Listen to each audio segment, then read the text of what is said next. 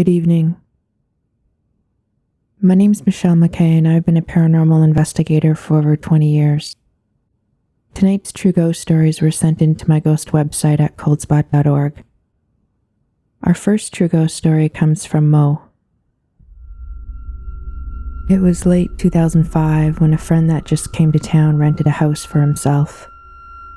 A few days after he moved in, he tells me that the house is haunted and that he won't stay there. Being a skeptic, I didn't believe him. We even spent a few nights trying to spot it, but didn't see a thing. Still, my buddy insisted that there was a black shadow walking around, and he abandoned the house.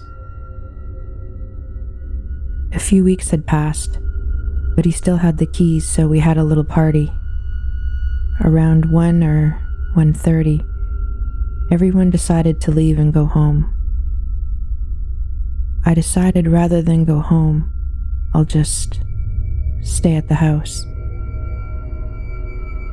My buddy strongly suggested that I not stay there, but I wasn't afraid, and didn't really believe anything was there anyways.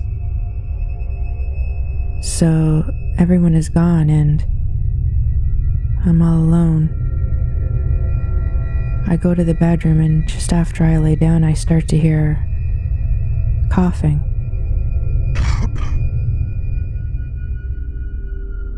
I dismiss the coughing for somehow being able to hear the neighbors.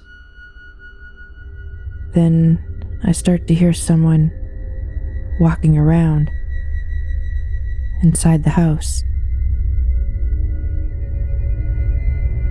At this point, I was scared for the first time in my life.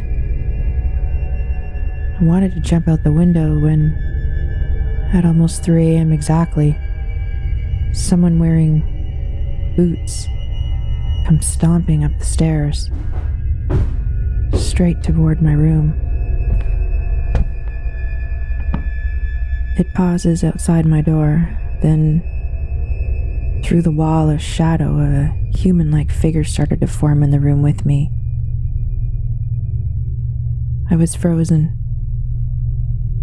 But when I saw the shadow, I sat up and looked away, only for a second.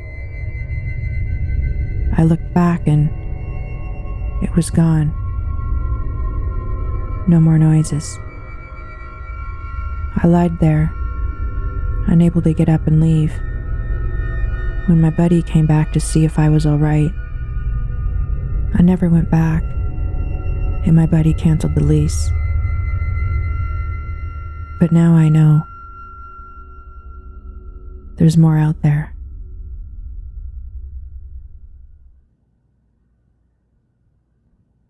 Our next true ghost story was sent in from Ray.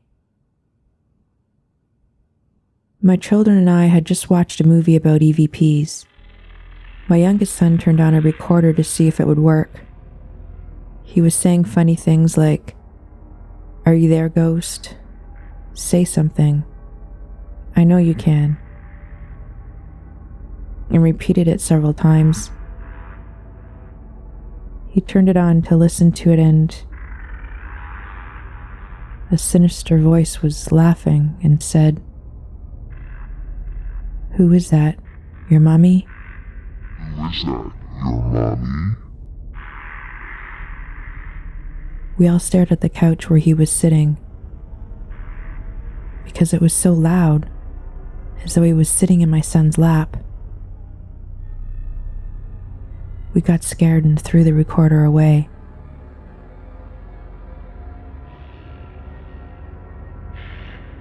Later that night, a dark shadow man with a cloak entered my oldest son's room, acting as though he was looking for something or someone.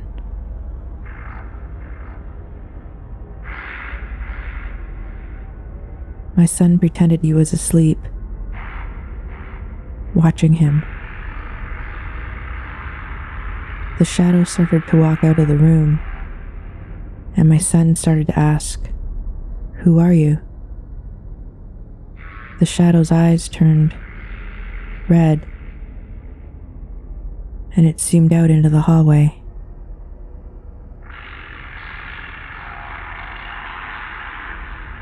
My son got up to see where it was going, and it went into my room as I was just about to get into bed. The shadow mimicked my daughter's voice, saying, "Mom," to get my attention.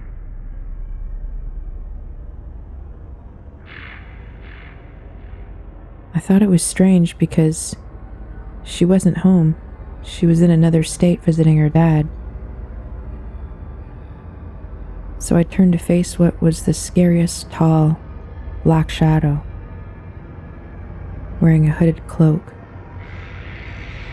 zooming up to me very fast, not taking steps, and pushed me down, pinning me with his hand on my shoulder.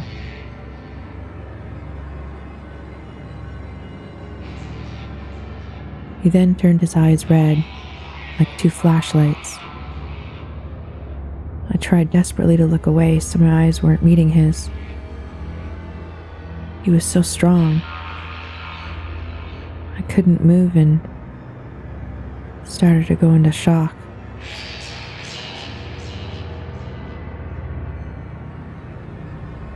I heard my oldest son yelling, "Mom." I yelled back, "Turn the light on, turn the light on." My son turned on the light, and the shadow ran through the wall and down the hallway. My son said, "Leave all the lights on, they don't want to be seen."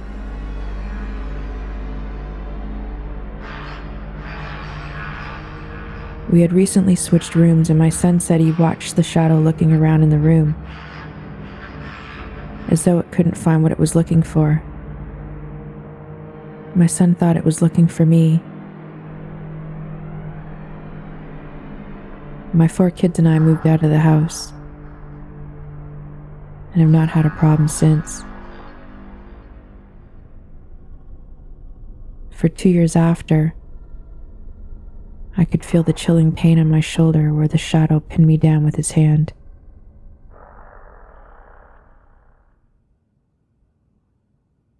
Our last true ghost story was sent in from Kerry in Scotland. It all began in Fife, Scotland when I had moved into my first house. Everything looked and seemed normal until the night I had got settled in on my own. There was a smell of burning. I had to look around to see what could cause the smell. I couldn't see anything. I never thought of anything else till I got up to check on my kids. The smell had come back, but stronger. As I got to the hallway, I was able to follow where the smell was coming from. Before I got any further up the hall, my son started to scream his lungs out. I ran to his room. He was standing up in his cot and looking at his cupboard. I'd left the light on and he was crying, pointing to the doors, struggling to say there's something in there. The burning smell was now in his room and I asked it to leave. As I was saying that, the smell was so close to my face that I struggled to breathe. As I was walking back out of the room, the smell had gone. Then my lounge door swung shut. So I went back to the lounge and saw dark mist sitting in my seat, and my cushions had the imprint of someone sitting there. I asked if I could sit next to it, and as I turned to close the door, the dark mist had gone. The next morning, my family had come up to see my new house. As we were looking around and talking about stuff, my mom and Gran began shouting. My Gran was knocking on the bathroom door, asking if I was in there. I went into the hall where they were and they asked where I'd come from, as my bathroom door got shut locked by itself. I tried to open the door. It was locked, and nobody was in there. The second time I was on my own. No kids, just me. I had come home after being out with a couple friends and hoped for the burning smell to come back. I nipped to the bathroom, and as I was ready to come out, I heard my front door knock. I looked at my phone to see the time. It was just leaving 12:30. I opened my door. No one was there. I closed the door and got halfway through my lounge, and my door was knocked again. I stood still. Nothing happened.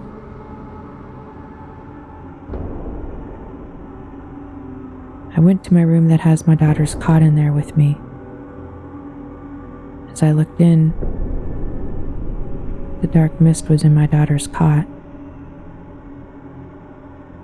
I asked it why it was in the cot. It started to move towards my daughter's toys and played with them. I sat on my bed and asked it why it was around my children's beds and room. I heard a faint crying sound. Then the burning smell came back in my face again. I looked back in the cot.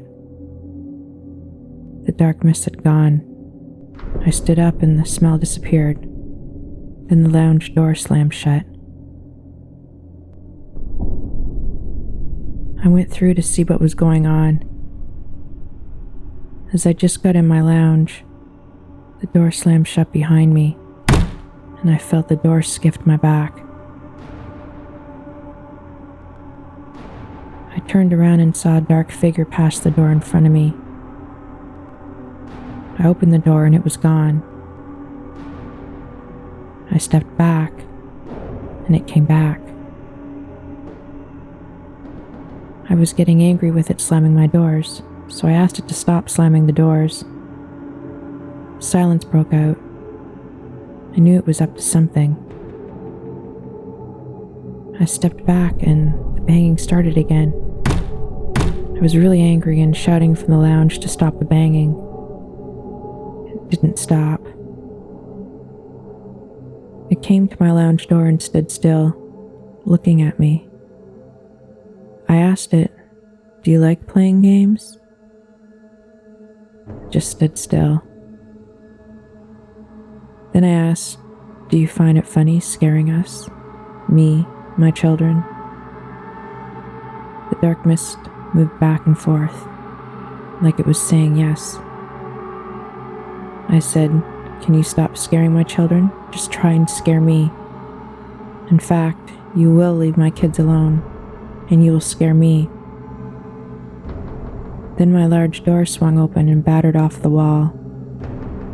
I grabbed the door to slam it shut, but I couldn't. The dark thing was stopping me. I yelled at the top of my voice, "Let go of my door and leave us alone." I had repeated that 2 or 3 times. It left us alone, but it didn't leave the house. I still saw the dark mist at my lounge door, and the burning smell lingered about. Although I had to move house because I was worried it would continue to scare my children. As I was leaving the house, the smell of burning came, and the last thing I saw was a tall, slim, creepy dark mist. I told it I was leaving, said goodbye and waved. It growled and flew forward towards me. So I slammed the door shut and looked in the window. It was standing and staring down at me as I locked the door. I walked away and never went back to that house again.